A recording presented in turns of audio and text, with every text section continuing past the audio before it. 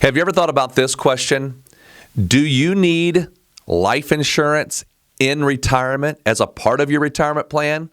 Well, by the end of this video, you will gain clarity for your personal retirement plan and have action items to secure your retirement. To learn more about securing your retirement and all the different elements you need to know, subscribe to our channel and hit the bell to be notified when we post a video every Monday. We have helped hundreds of our clients gain clarity and get on the path to a comfortable and happy retirement. Now it's your turn. Let's dive in. Welcome to our Retirement in Action. Today, we are going to tackle a topic of something that I think people find that are important, as well as people have questions about it. Sometimes people think they don't need it. What are we going to talk about? We're going to talk about life insurance, and in particularly life insurance in retirement.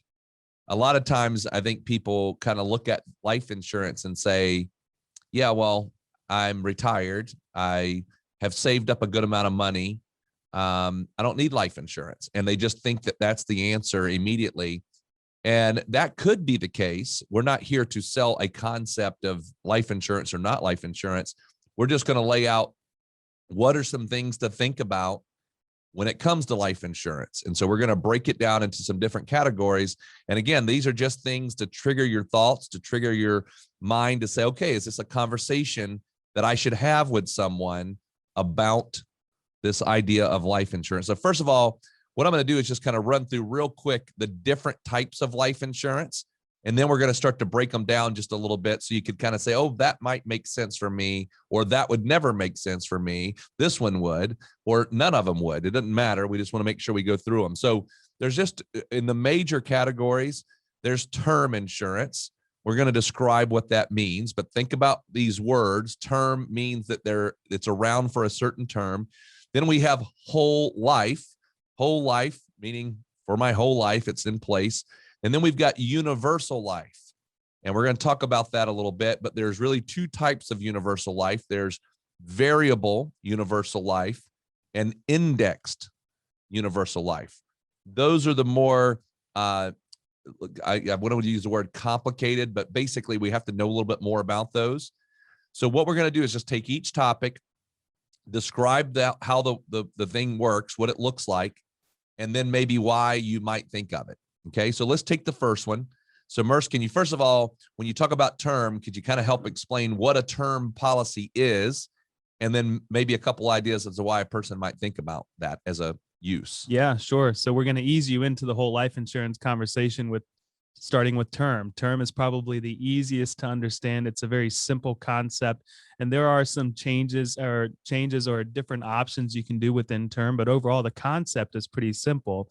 Like Raiden said, it's for a period of time. So term life insurance is something that you buy for maybe 10 years, 20 years, 30 years, and you're going to pay a premium towards that every single year, or maybe on a monthly basis, depending on how you set it up, for inherently a death benefit.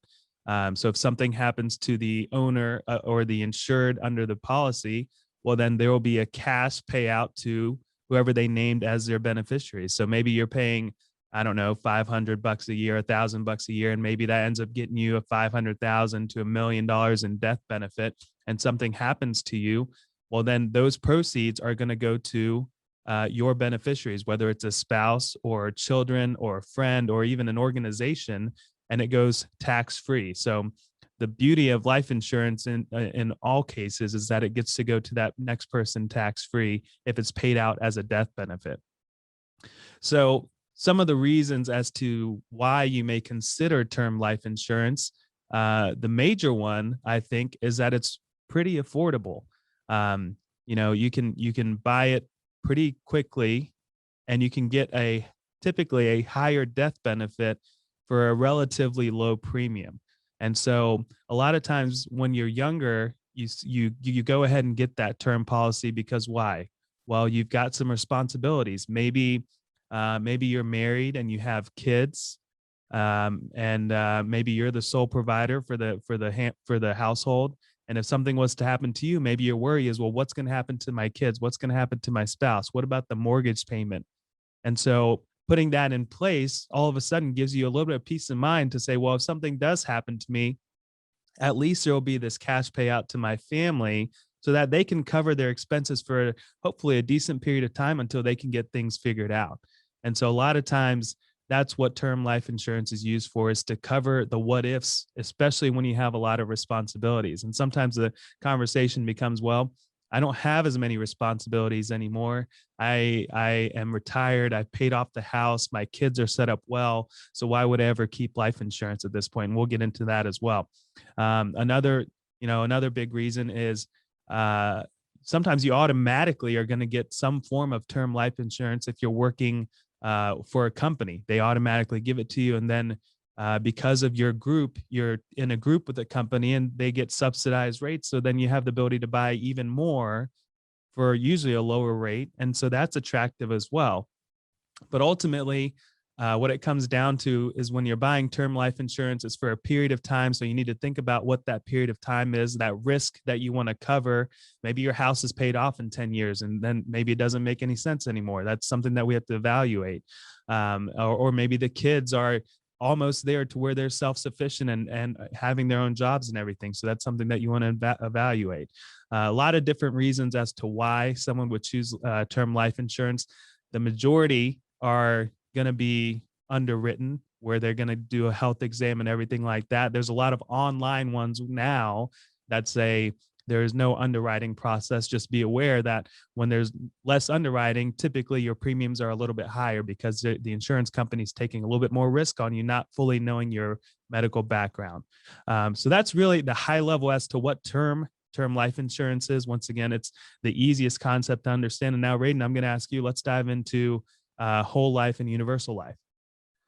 So when you think about the term whole life, and I'll tell you, universal life is really designed around this idea that I want to have the life insurance all the way to death, no matter how long that is. If I live to 120, I want the life insurance in place. And the way that both of these are designed is they are designed to get me all the way to the end of life.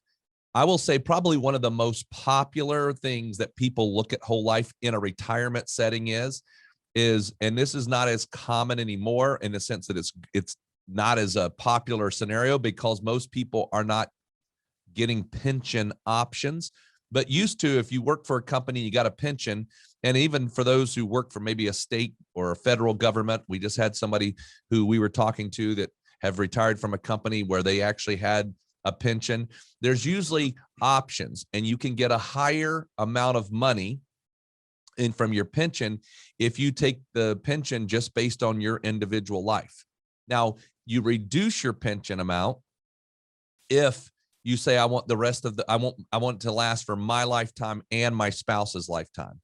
So a concept that has been used is to say, well, instead of taking the lower amount, why don't I buy some life insurance? I'll still net some dollars to me, and then I will have this lump sum of money that I can take over and send to my spouse. And then they've got a lump sum of money that they can live on. It's kind of like a pension replacement. Again, not as popular as it was in the past. And the reason why is because more and more people don't have pensions. Now there's another side of this, and that is legacy. So let's just say that you have a thing in your mind and you go, I know I would like to leave a certain amount of money to my children. And let's just say I got 2 children, and I say, I want to leave each child $500,000. It's just a goal of mine. You take out $1 million life insurance policy, you pay those premiums. Maybe you pay those premiums out of an IRA that you have to take required minimum distributions from. And you say, I don't really need all that distribution. So you buy this life insurance, then the kids get $500,000 each without having to pay the taxes, instead of trying to keep that IRA intact. So that is a strategy. We've done that with quite a few people. So we call it legacy planning, and we know it's going to be there because we're using either a whole life or a universal life policy. Now, something completely separate that most people might not think about when it comes to life insurance, and I'll say this is one that we think is the biggest reason to think about life insurance, is that with whole life and universal life, you can create a policy that has cash value. meaning a bucket of cash that you can put in and that it can grow. And then you have access to it if you needed it. It grows tax deferred. And there's even mechanisms you can use to get the money out without having to pay taxes on it, even when you take the distributions. Now, today, we are not going to be able to go into all those things. But I would tell you that if you wanted to break them apart, whole life is kind of more like the fixed rate. So when I think whole life, I'm going to get a fixed rate. Universal life, I have some flexibility in how I would grow my money.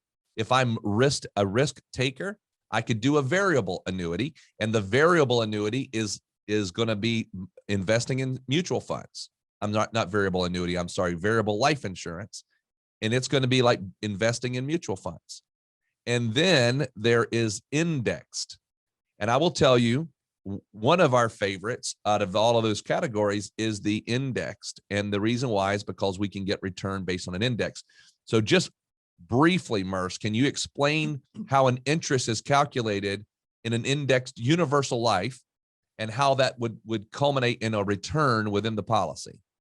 Yeah, so we did a whole, and this is going to be very similar to the index annuity podcast that we've done. We did a lot of them, and the whole concept is your cash value is going to be linked to an index. So whether that's the S&P, the NASDAQ, all these other ones out there, or a combination of a bunch of different indexes, you're going to be linked to it, and you're going to have the ability to create a rate of return based on a time period, essentially. So that could be what they call a point-to-point period or an annual reset. So you could go in to the index on January 1st, and let's say the index earns, I don't know, 10%. Maybe you'll get 8% of that or 5% of that, depending on how the index is set up and how volatile that index is. So on an annual basis, you're going to be earning some type of interest. And the best part about this, compared to the variable arena, is that you cannot lose on the index side of universal life. On the variable side, you're invested in mutual funds and you have the ability to lose some of that cash value. So we like it as, once again, it's one of those ways to have that dependable, safe rate of return within a life insurance policy and without the risk of the actual market, because you are still protected there. So that's just a high level. Once again, we did a whole series on index annuities. The concept as far as how the interest is earned is very, very similar. Yeah. So let me paint a picture as to why this might make sense for you. And then we'll talk about what you have to know about how to get something like this. But imagine this. Imagine that you've got a certain amount of money in cash. You want it safe. That's why you've got it in cash. You got it in CDs, money markets, all that kind of stuff. And just ask yourself right now as you're listening, how much are you earning on that? Well, if you went and found probably the best paying CD out there right now, as of this recording, you would be ecstatic if you could get a 1.5% to 2% interest rate. Just, you'd be super happy. So imagine that you had an account, and I'm just going to paint the picture, 100% liquid, meaning I can go get my cash anytime I want to get my cash. It's 100% accessible.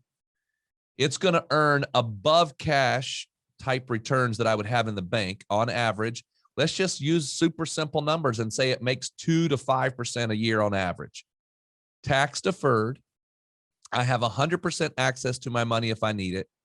Oh, and if I were to die, all of that money plus the death benefit goes to my beneficiaries.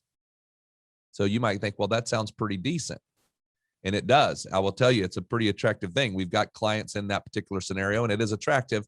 It is not for your overall retirement plan. It is a piece of the plan. It's a small piece of a plan for anybody that we're talking to. It's just a part of the overall investment strategy. But here's what you got to know. And this is just kind of like one of those things we have to have the conversation, is it is fully underwritten. Underwriting means you have to go through and the insurance company is going to look at your health records. And now don't look at this and go, yeah, well, that would knock me out immediately. Because if you've got things like high blood pressure, cholesterol issues, things like that, but it's controlled under medication, these are still very viable. There are things that we could talk to you about and say no, you can't do that. That's not going to be able to be an option for you. But for most people, it is at least an option. So again, we know we've gone through this pretty quick. We know that this is something that we get asked about. We know it's more and more utilized within overall retirement investment strategy. But here's the question that we get asked, and this is what the people say: do you think I should consider life insurance? And the answer to that is, we believe absolutely. Consider it. Should you do it? Well, we don't know about that. That might not make sense, but should you consider it? Absolutely consider it. Get educated on it and see if it makes sense. And if it doesn't make sense, it doesn't make sense. If it does, then maybe it's a piece of the puzzle. And that's the part that we've got to look at on that. So anyway, we hope this has been helpful. And if you need more information or you would like to have a conversation with Merce and I about this, you can go to our website, pomwealth.net. There's a button up there that says that you would like a complimentary 15-minute phone conversation. Our calendar will come right up. You can do it right on there, right online. We'll have a 15-minute phone call, and we can just have a quick conversation. Is this something you want to discuss? But thank you so much for listening. We look forward to talking to you next time. We hope this video has given you some confidence and clarity as you plan for a worry-free life in retirement. But what else do you need? We have created a complimentary video course called 3 Keys to Secure Your Retirement. This video walks you through step by step what you need to do to get ready for retirement. You can also check out our podcast called Secure Your Retirement. You can subscribe below. For more retirement tips, watch this video. Create your retirement income plan. Also, click here to subscribe to our podcast, Secure Your Retirement. If you like this video, hit the like button and be sure to subscribe and share it with your friends.